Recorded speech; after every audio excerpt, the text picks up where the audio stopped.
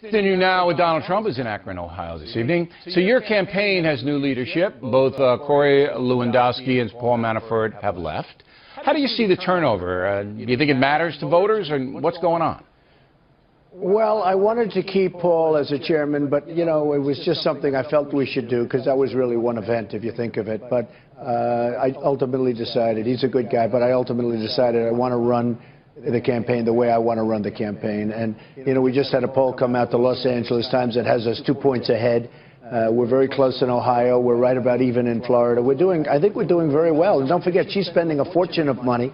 And when people find out that she wants 550% more Syrian refugees to come pouring into our country, you know, speaking about law enforcement from your previous section, she wants 550% more Syrian refugees to come pouring in.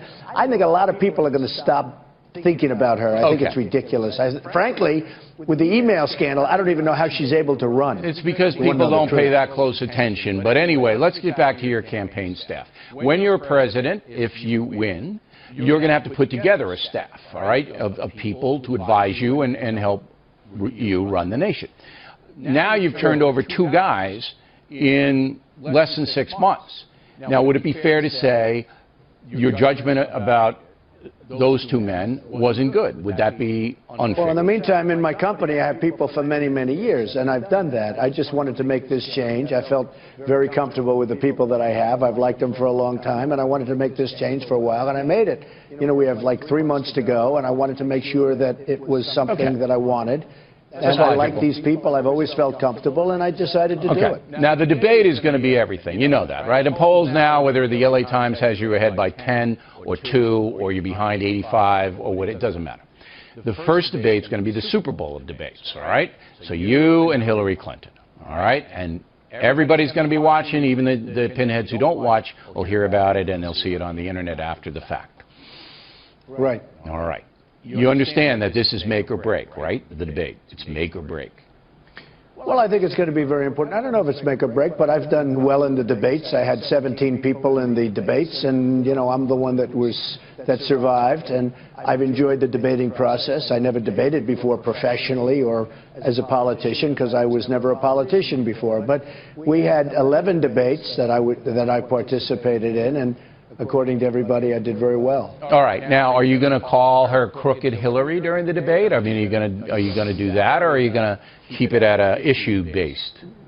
Well, I'm not going to say what I'm going to be doing, but I'll be doing what I'll be doing, and she's going to do what she's going to do, and we'll see what happens. But you must be preparing, right? I'm sure you got people in your organization that are preparing. You're preparing now. You're going to have stacks of research, and there's got to be ways in which to go. I'm just trying to get the tone and what you're, and of course that could change in 30 days. But the tone right now is, are you going to be the guy you were in the Republican? You know, boom, take no prisoners, or are you going to be a little bit more measured? Well, I don't want to really say that. I'm not sure exactly which way I'm going to go, but I may be the way I was, and I may be a much different person. I can't tell you. All right. I don't think I'd tell you. You know what? If I knew, I don't think I'd tell you, frankly. But it'll be an interesting period of an hour and a half, I guess, I can't wait. For, and I can't wait. A pretty big audience, almost as big as the O'Reilly factor. Well, right? You should have me moderate the debate. I mean, and then, I mean, it's gloves off. I'll bet you'd be fair, too. Well, I would. As a fair I'll be absolutely fair to both of you, as I have been in this campaign so far. My job is to let the folks see you and Secretary Clinton as best I can put you in focus, not to push any agenda and not to do anything. And you know that. You get mad at me sometimes. But that's my job. Last question for you. They have said that this has been the worst 2 weeks of your campaign, all right, and now you have the new management, and now you're doing things a little bit differently. Do you feel that the last 2 weeks, beginning pretty much with the Muslim family, were the worst part of the campaign? I don't think so. I mean, they'd ask me a question, I give them an answer. Like, for instance, when I said that President Obama was the founder of ISIS, and he's going to get the MVP award next week. And then they say, well, Mr. Trump knows he wasn't the founder of ISIS. You know, they take it and they dice it up and chop it up. And it's very unfair. No, I don't think so. I think I've done very well. I think, frankly, the media, and you know this because you cover it all the time, in the history of politics, there's never been a more hostile media than to Donald Trump.